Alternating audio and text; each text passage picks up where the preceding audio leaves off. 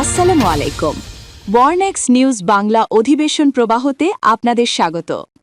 আজ London studio থেকে আছি আমি ইভা রহমান, আর ঢাকায় আমার সাথে রয়েছেন রাফি আলম।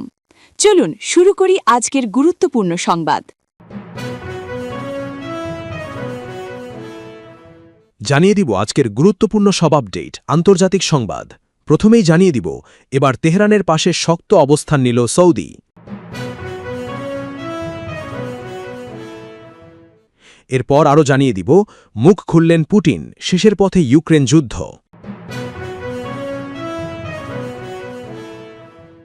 আরও জানিয়ে দিব সিনেমায় আগ্রহ বাড়ছে সৌদি আরবের।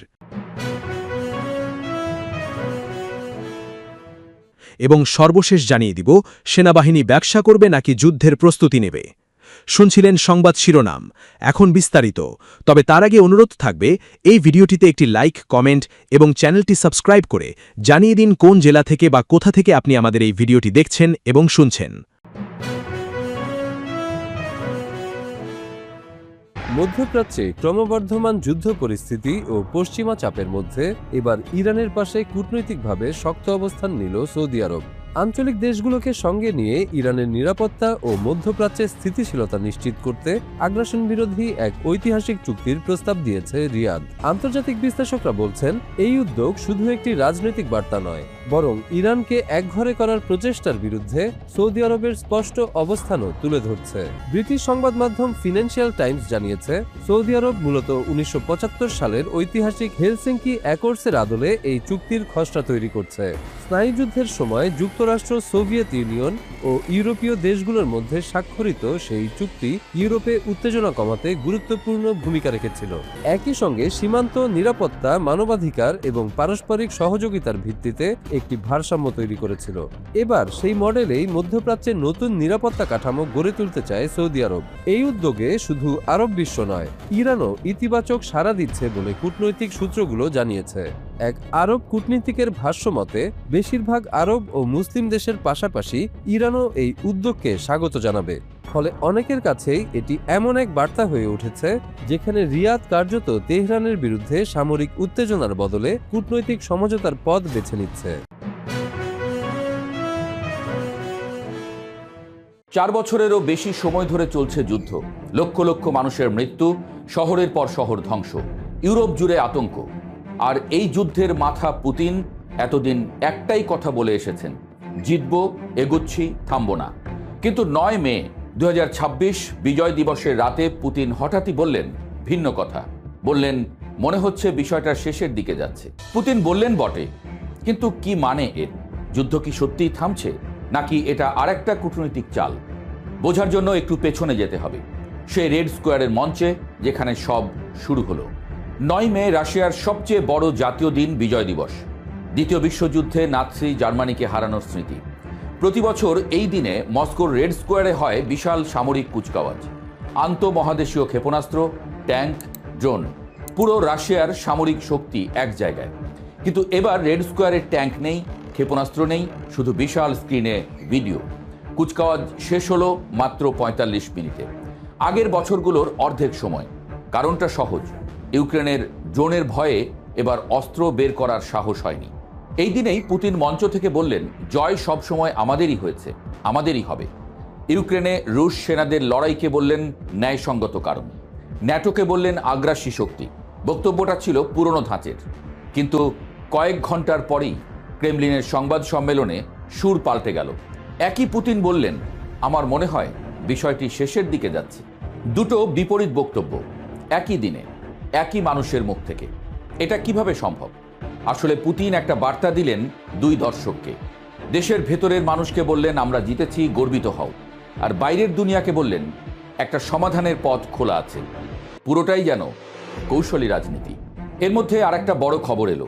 পুতিন বললেন তিনি তৃতীয় কোনো দেশে ইউক্রেনের প্রেসিডেন্ট জেলেনস্কির সঙ্গে দেখা করতে রাজি আছেন। এটা প্রথমবার যে পুতিন রাশিয়ার বাইরে বৈঠকে সম্মতি দিলেন। তবে শর্ত একটাই, আগে চূড়ান্ত শান্তি চুক্তি হতে হবে। সেই চুক্তিতে সই করতেই কেবল দেখা হবে, মানে আগে কাগজ তৈরি করো, পরে স্বাক্ষর। পুতিনের এই কথা কতটা বিশ্বাসযোগ্য একটু ভাবলেই প্রশ্ন জাগে, কারণ এর আগেও বহুবার শান্তির সংকেত এসেছে, আবার ভেঙেছে। 2022 সালের শুরুতে মিনস্ক চুক্তির কথা ছিল, সেটাও টেকেনি। ইউক্রেনের যুদ্ধ এখন পঞ্চম বছরে। রাশিয়ার $3.5 ট্রিলিয়ন অর্থনীতি চাপে পড়েছে। লক্ষ লক্ষ সেনা হতাহত, ভেতরে ভেতরে মস্কোয় যুদ্ধ নিয়ে উদ্বেগ বাড়ছে। এই বাস্তবতাটাই পুতিনকে শেষের কথা বলাচ্ছে কিনা সন্দেহ পশ্চিমা বিশ্লেষকদের। এদিকে কিছু ঘটনা আশার আলো দেখাচ্ছে। 9 মে থেকে শুরু হয়েছে 3 দিনের যুদ্ধবিরতি, শেষ হবে 11 মে। ট্রাম্প গত শুক্রবার সোশ্যাল মিডিয়ায় এই যুদ্ধবিরতির ঘোষণা দিয়েছিলেন। 2 দেশ সম্মতি দিয়েছে। আর সবচেয়ে বড় খবর, 2 পক্ষ 1000 করে মোট 2000 বন্দি বিনিময়ে রাজি হয়েছে। ছোট পদক্ষেপ, কিন্তু 4 বছরের রক্তক্ষয়ের পর এটাও কিন্তু কম না। তবে জেলেনস্কি এখনো কড়া কথা ছাড়েননি। পুতিনের বিজয় দিবসের কুচকাওয়াজের পর একটু ঠাট্টার সুরেই পোস্ট করলেন, রেড স্কোয়ারকে সাময়িকভাবে ইউক্রেনীয় হামলার বাইরে রাখার অনুমতি দিলাম। ক্রেমলিন এটাকে বলল বোকার মতো রসিকতা, কিন্তু মেসেজটা পরিষ্কার। জেলেনস্কি দেখাতে চাইলেন রাশিয়া এখন ভয় পাচ্ছে, আর পুতিনের স্কেল ডাউন কুচকাওয়াজেই সেটার প্রমাণ। পুতিন আরেকটা আগ্রহজনক কথা বললেন, ইউরোপের নতুন নিরাপত্তা ব্যবস্থা নিয়ে আলোচনায় তিনি প্রস্তুত। আর আলোচনার জন্য তার পছন্দের অংশীদার জার্মানির সাবেক চ্যান্সেলর গেরহার্ড শ্রোয়েডার।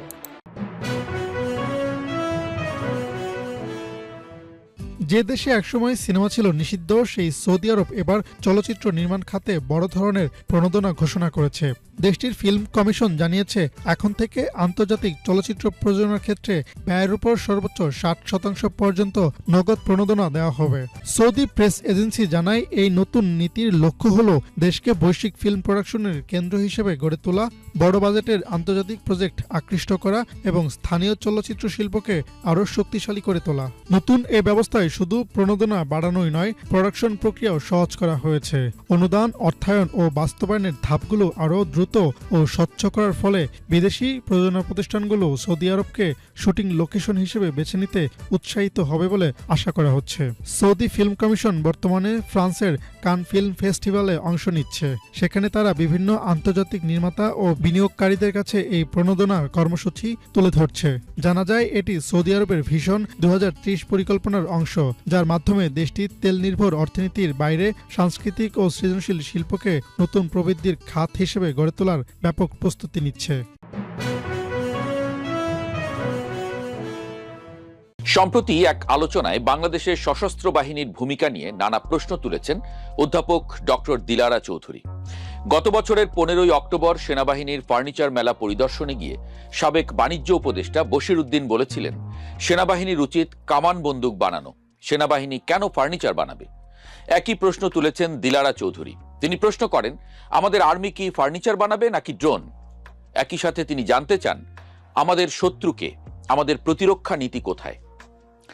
অধ্যাপক ডক্টর দিলারা চৌধুরীর প্রতিটি প্রশ্নেরই উত্তর আছে, তবে আমরা এই প্রশ্নগুলোকে এক কথায় বাতিল করে দিতে চাই না, বরং প্রশ্নগুলোকে সামনে রেখে বাংলাদেশের প্রতিরক্ষাকে আরো শক্তিশালী করার পাশাপাশি সশস্ত্র বাহিনীকে সাথে নিয়ে কি করে বাংলাদেশ এগিয়ে যেতে পারে সেই আলোচনা করতে চাই। ডিফেন্স পলিসি নিয়ে যদি কথা বলি, একথা সত্যি, বাংলাদেশের প্রতিরক্ষা দর্শন জনসম্মুখে যথেষ্ট পরিচিত নয়, কিন্তু বাংলাদেশে ডিফেন্স পলিসি আছে। তবে ডক্টর দিলারা চৌধুরী ঠিকই বলেছেন, এই পলিসি আপ টু ডেট করা দরকার। 2009 সালে ফোর্সেস গোল 2030 গ্রহণ করা হয়, যার লক্ষ্য সশস্ত্র বাহিনীকে আধুনিক ও প্রযুক্তি নির্ভর করে তোলা, কিন্তু এটির আপডেট ও জনসম্মুখে স্বীকৃত হোয়াইট পেপার এখনো নেই। প্রশ্নটি তাই যৌক্তিক। অস্ত্র সংগ্রহ, বিমান কেনা, ড্রোন তৈরি, এর মাধ্যমে আমরা কার বিরুদ্ধে তৈরি হচ্ছি? আমাদের শত্রু কি মিয়ানমার, নাকি ভারত, নাকি অন্য কোনো শত্রু আসতে পারে দূরদেশ থেকে? আমেরিকা যেমন হাজার হাজার মাইল দূর থেকে এসে ইরানে আক্রমণ করলো, আমাদের দেশে তেমন কোনো ঝুঁকি আছে কিনা? দিলারা চৌধুরী নিজেই বলেছেন, ইরান 25 বছর ধরে প্রস্তুতি নিয়েছে বলেই আজ আমেরিকার সাথে চোখে চোখ রেখে লড়াই করতে পারছে। বাংলাদেশ কি 25 বছর পরের জন্য তার সশস্ত্র বাহিনীকে প্রস্তুত করেছে? বিশেষ করে এখনকার যুদ্ধের বড় অস্ত্র সাইবার যুদ্ধ, এআই এবং মনুষ্যবিহীন প্রযুক্তির বিরুদ্ধে লড়াইয়ের জন্য এখন থেকেই প্রস্তুতি জরুরি। নির্বাচনের আগে বিএনপির প্রতিশ্রুতি ছিল, তারা ক্ষমতায় গেলে জাতীয় প্রতিরক্ষা নীতি প্রণয়ন করবে এবং একই সাথে পিপলস ওয়েলফেয়ার ডক্ট্রিনও প্রণয়ন করবে।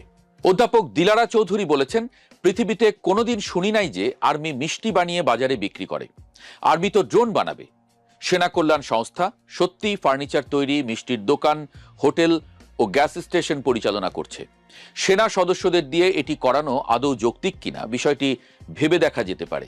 বিশেষ করে সেনা সদস্যদের ব্যবসায় জড়িত হওয়া বেসরকারি উদ্যোক্তাদের জন্য অসম প্রতিযোগিতার শামিল।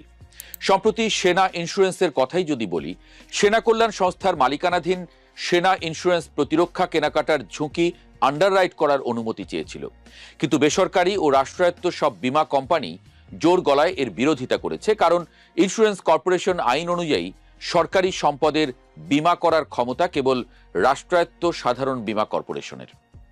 বীমা সমিতির সভাপতি স্পষ্ট জানিয়ে দিয়েছেন, সেনা ইন্স্যুরেন্স আইনের একটি ধারা অনুযায়ী এই দাবি করলেও পুরো আইনটি সংশোধন না করে এটি সম্ভব নয়।